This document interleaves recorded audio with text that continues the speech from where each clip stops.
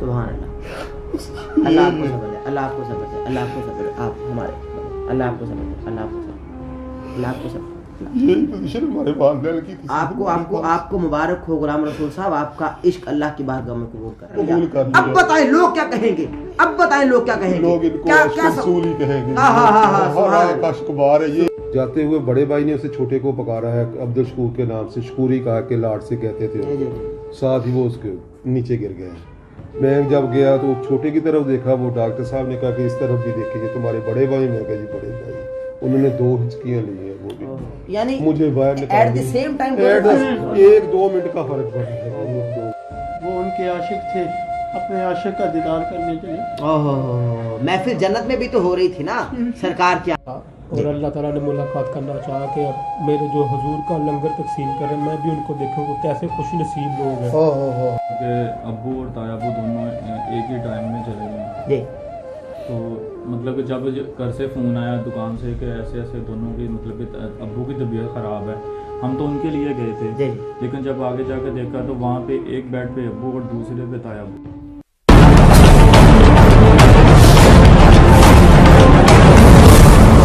आउज़ुबिल्लाहि मिनश शैतानिर रजीम, बिस्मिल्लाहिर रहमानिर रहीम। अल्लाहुम्मा सल्लि अला सय्यिदिना व मौलाना मुहम्मद व अला आलिहि व अस्हाबिहि व बारिक वसल्लम वसल्लम।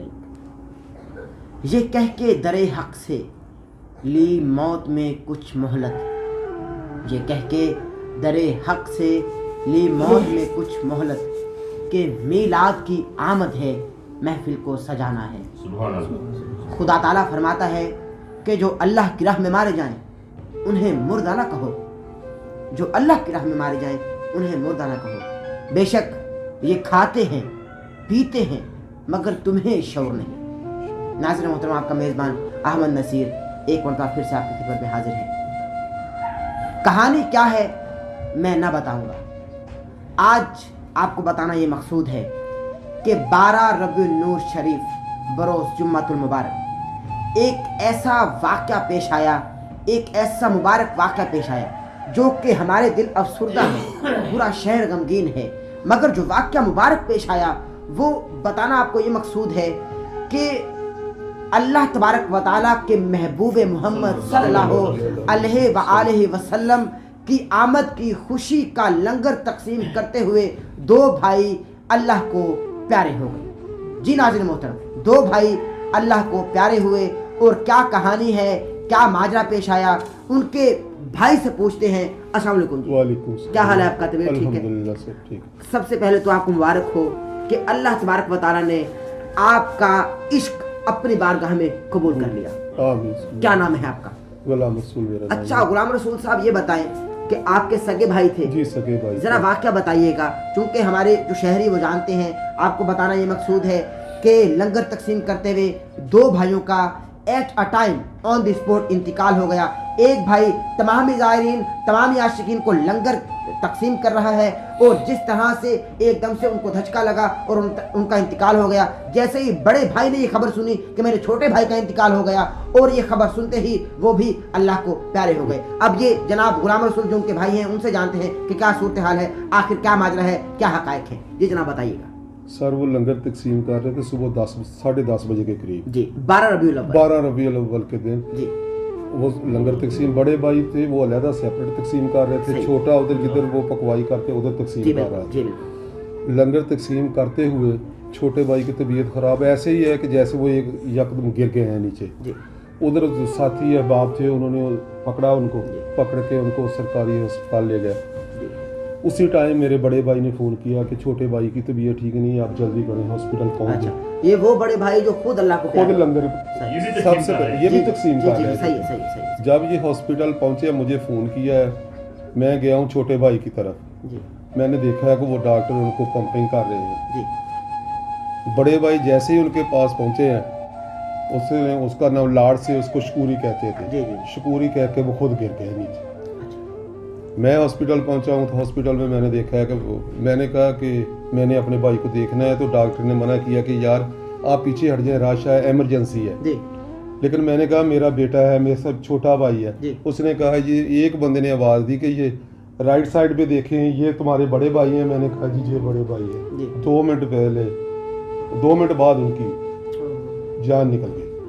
तो बच्चे उधर थे, बच्चों ने बाहर, मुझे उन्होंने बाहर निकाल दिया। बच्चे, उनका बड़ा बेटा था, छोटा बेटा था, उन्होंने बाहर निकलते मुझे कहा कि अब्बू भी फौत हो गए, चाचा भी। ये कहानी है सारी। उन्होंने कहा जी इस काम के लिए मेरी जान भी जाती है तो चाहे मैं नहीं रुक सकता। आशिक़ रसूल थे, मोहब्बत थी, अल्लाह पाक ने वही उनकी कबूलियत, वही अल्फाज उनके कि मैं जान भी दे सकता हूँ इस काम के लिए। वो मुबारक दिन, उस दिन मुस्तफ़ा लंगर ईद मिलादुन नबी वाला अल्लाह पाक ने उनके लिए। ये 2 ईदें भी हमको अगर नाज़िर मोहतरम अगर मिली हैं तो इस ईद के सदक़े मिली हैं, यानी ईद उल फितर और ईद उल अज़हा। अगर ये ईदें हमको मिली हैं तो इस ईद के सदक़े में हमको 2 ईदें मिली, क्योंकि माह रजब में यानी रजबुल मुरज्जब 26 रजबुल मुरज्जब में अल्लाह तबारक व तआला अपने महबूब को दीदार के लिए बुलाता है और अल्लाह तबारक व तआला अपने महबूब का दीदार फरमाता है, और उस दीद के सदक़े ये ईद मिली, ये 2 ईदें। और इस 2 ईदों के सदक़े यानी इस ईद की जो एक ईद के सदक़े हमको 2 ईदें मिली वो ईद उल फितर और ईद उल अज़हा है। नाज़रीन मोहतरम, इस ईद में अल्लाह तबारक व तआला के आमद की खुशी में जो महबूब उनकी आमद उनके महबूब की आमद, उसकी आमद महबूब की आमद की खुशी में 2 भाई अज़ल से लंगर तकसीम करते आ रहे हैं, और उनका ये मानना था, उनका ये कहना था कि अगर ये लंगर तकसीम करते करते हमारी जान भी प्यारी हो जाए, हमारी जान भी निकल जाए, तो हम अपने मिशन से, हम अपने काम से बाज न रहेंगे। अल्लाह तबारक व तआला ने उनकी ये दुआ कबूल फरमाई। और नाज़रीन मोहतरम, आपको ये बताता चलूँ कि ये है सच्चे इश्क की निशानी, यही है सच्चे इश्क की निशानी। और अभी आप उनकी तस्वीर भी हमारी स्क्रीन पर देख रहे हैं, क्योंकि इश्क की नाज़रीन मोहतरम 3 निशानियां हैं। मेरे सामने आशिकाने रसूल मौजूद हैं। आपको बताता चलूं कि सच्चे इश्क की, आप गुलाम रसूल साहब आप भी जरा गौर कीजिएगा, सच्चे इश्क की 3 निशानियां हैं। पहली निशानी के रंग जर्द, दूसरी निशानी आह सर्द, और तीसरी चश्मे तर। रंग जर्द, आह सर्द, चश्मे तर, ये इश्क की 3 निशानियां हैं। तीनों निशानियों के हामिल दोनों भाई अल्लाह को प्यारे हो गए। एक वजह नाज़रीन मोहतरम जो मुझे समझ में आती है, लोग बहुत सी बातें कर रहे हैं कि उनको ये बीमारी थी, उनको ये बीमारी थी, उनको ये बीमारी थी। उनको कोई बीमारी ना थी, उनको इश्क की बीमारी थी। उनको कोई बीमारी ना थी, उनको इश्क की बीमारी थी, क्योंकि वो कादिर है, वो खालिक है।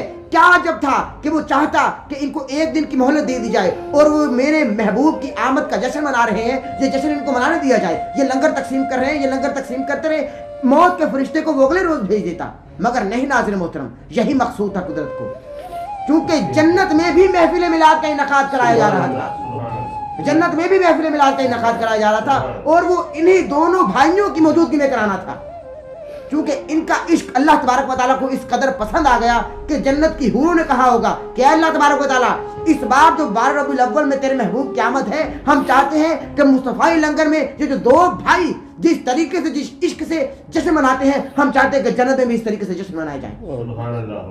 यही हकीकत है, यही हकीकत है। तो ये बताइएगा गुलाम रसूल साहब, क्योंकि गुफ्तगू के रो में मैं आगे बढ़ रहा हूँ, मेरी मुलाकात कभी उनसे ना थी, मगर इश्क देखकर चूंकि आपकी आंखों में भी इश्क नजर आ रहा है, ये भी इश्क मुस्तफ़ा है।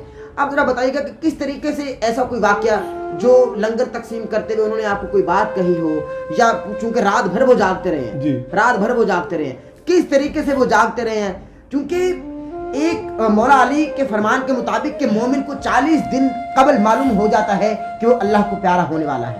इनको मालूम तो था, इनको मालूम तो था कि हम अल्लाह को प्यारे हो जाएंगे, मगर नाज़रीन मोहतरम आपको प्रोग्राम से कबल भी बताता चलूं, क्योंकि पहले भी बता चुका कि अल्लाह तबारक व तआला फरमाता है कि ये खाते हैं जो अल्लाह की राह में मारे गए, इन्हें मुर्दा ना कहो, ये खाते हैं पीते हैं, तुम्हें ही शऊर नहीं, तुम्हें ही शऊर नहीं। तो बताइएगा इश्क मुस्तफ़ा के हवाले से किस तरह से ये हर साल इनेकाद करते हैं, किस तरह से ये हर दुकान पर जाकर लोगों से कहते हैं, लोगों से अर्ज करते हैं, क्योंकि लोग बातें भी बनाते हैं कि क्या हर साल आ जाते हैं, हर साल हमारा सर खाने आ जाते हैं, हमारा दिमाग खराब करने आ जाते हैं, क्योंकि लोग बातें बनाते हैं, मगर इश्क मुस्तफ़ा मेरे मुस्तफ़ा ने कबूल कर लिया।